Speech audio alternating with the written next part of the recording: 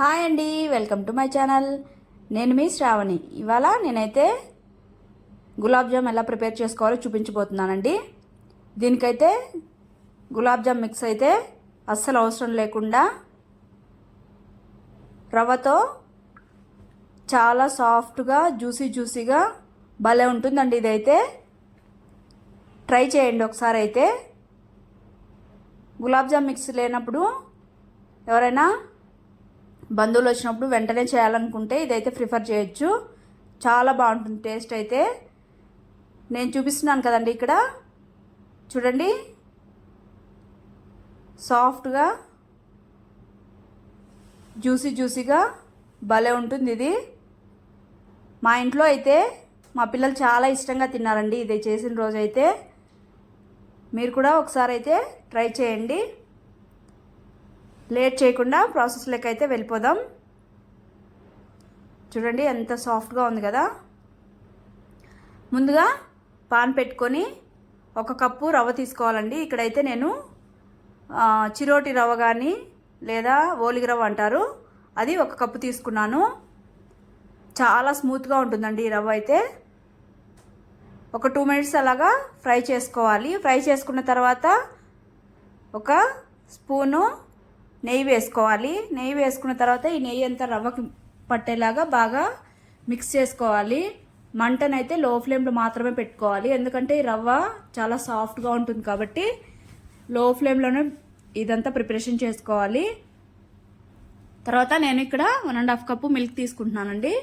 Milk తీసుకొని ఇలాగా mix చేసుకుంటూనే ఉండాలి, లేదంటే త్వరగా ఉండలు కట్టేస్తుందండి. ఇదైతే ఇలాగా మిక్స్ చేసుకుంటూనే ఉండాలి.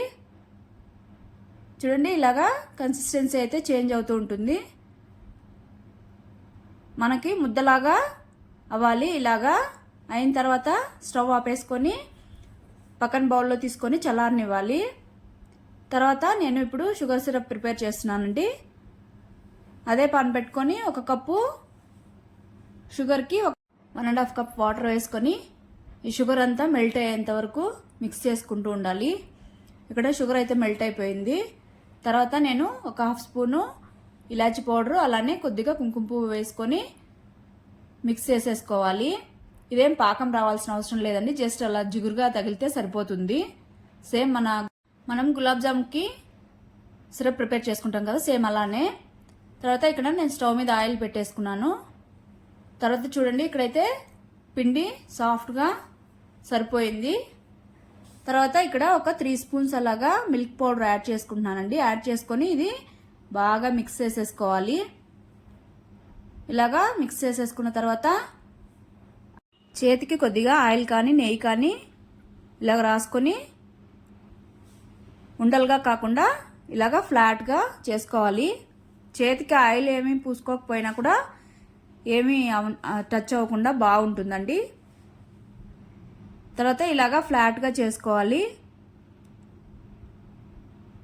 మీకు రౌండ్గా కావాలంటే ఎలా కావాలంటే అలా మీ షేప్స్ చేసుకోవచ్చు.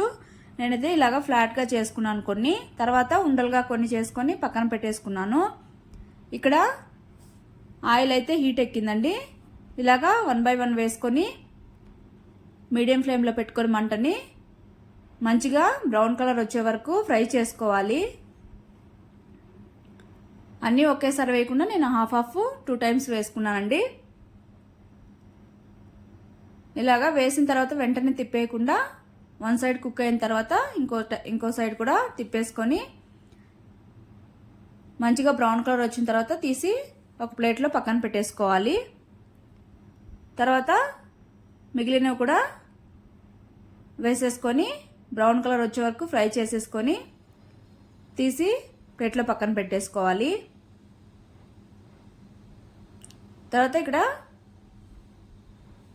చూడండి, షుగర్ సిరప్ కూడా పక్కన పెట్టుకున్నాం కదా, అందులో ఇవి వేసేసుకొని మూత పెట్టేసుకోవాలి.